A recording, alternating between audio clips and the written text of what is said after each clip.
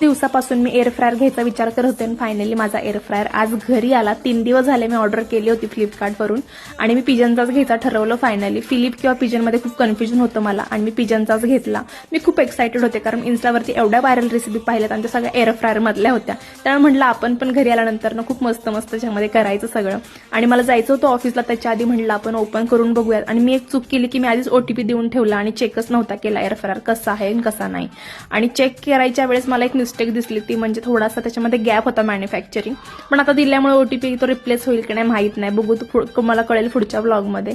आणि ओपन केला आता म्हटलं चला मस्तपैकी हळदी कुंकू लावून घेऊ, कारण छोटी असो किंवा मोठी असो पण इलेक्ट्रिकल गोष्ट ही कोणती पण घरी आल्यानंतर त्याचं एक पूजन छोटंसं करतातच. म्हणजे निव्वळ त्याला फक्त हळदी कुंकू लावायचं असतं, बाकी काही नाही. तर ते पण केलं मी. आणि आता माझी एक्साइटमेंट खूप होती, म्हणजे खूपच. मला वाटलं हा ब्लॅक कलर असेल पण आला हा ग्रे कलर आहे.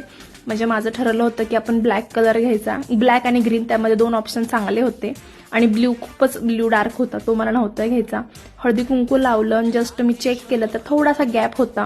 पण आता OTP आधी दिल्यामुळे मी रिप्लेस काय लगेच नव्हते करू शकत, म्हणून म्हटलं चला उद्या परवाच्या व्हिडिओमध्ये आपण तुम्हाला कळेल रिप्लेस झाला की नाही तो. आणि त्याच्यामध्ये पहिल्यांदा मी कबाब केले आणि थोडा जास्त वेळ लागतोय पण टेस्ट वाईज खूप छान आहे, म्हणजे बाहेर सारखं सेम होतं त्याच्यामध्ये. तर यस, मला पिजनचा आवडलाय, पण बघू पुढचा रिव्ह्यू तुम्हाला नक्की सांगेन. तोपर्यंत बाय.